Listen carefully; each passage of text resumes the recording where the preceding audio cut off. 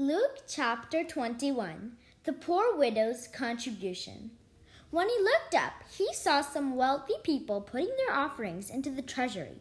And he noticed a poor widow putting in 2 small coins.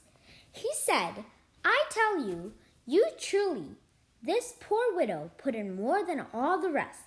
For those others have made all the offerings from their surplus wealth, but she, from her poverty, has offered her whole livelihood." The destruction of the temple foretold.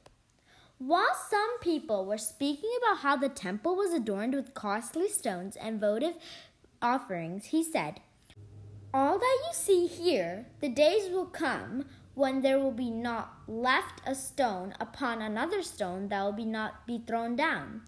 The signs of the end." Then they asked him, "Teacher, when will all this happen? And what sign will there be when all these things are about to happen?" He answered, "See, that you do not be deceived, for many will come in my name, saying, 'I am he,' and the time has come. Do not follow them. When you hear of wars and insurrections, do not be terrified, for such things must happen first, but it will not immediately be the end." Then he said to them, "Nation will rise against nation, and kingdom against kingdom.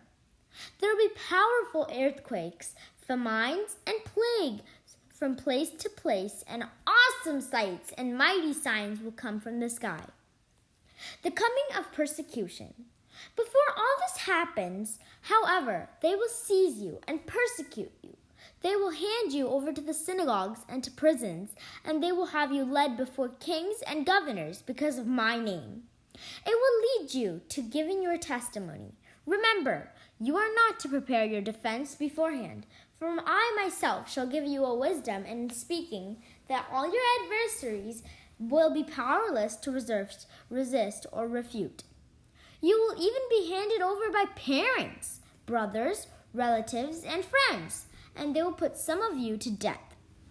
You will be hated by all because of my name, but not a hair on your head will be destroyed. By your perseverance, you will secure your lives. The Great Tribulation. When Jesus saw Jerusalem surrounded by armies, know that it is desolation as at hand. Then those in Judea must flee to the mountains. Let those within the city escape from it, and let those inside the countryside not enter the city. For these days are the time of punishment when all the scriptures are fulfilled. Woe to pregnant women and nursing mothers in those days, for a terrible calamity will come upon the earth and wrathful judgment upon these people. They will fall by the edge of the sword and be taken as captives to all the Gentiles, and Jerusalem will be trampled underfoot by the Gentiles until the times of the Gentiles are fulfilled. The coming of the Son of Man.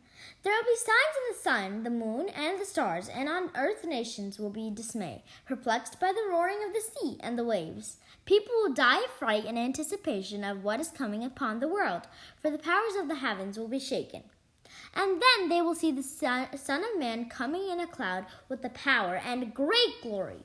But when these signs begin to happen, stand erect and raise your heads, because your redemption is at hand. The lesson of the fig tree. He taught them a lesson. Consider the fig tree and all the other trees. When their buds burst open, you see for yourselves and know that the summer is near. In the same way, when you see these things happening, know that the kingdom of God is near. And when I say to you, this generation will not pass away until all these things have taken place. Heaven and earth will pass away, but my words will not pass away. Exhortation to be vigilant. Beware that your hearts do not become drowsy from carousing and drunkenness, but the anxieties of daily life, and the day catch you by surprise, like a trap, for that day will assault everyone who lives on the face of the earth. Be vigilant, and at all times pray that you have the strength to escape the tribulations that are imminent, and to stand before the Son of Man.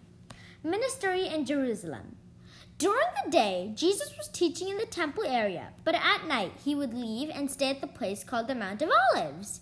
And all the people would get up early each morning to listen to him in the temple area.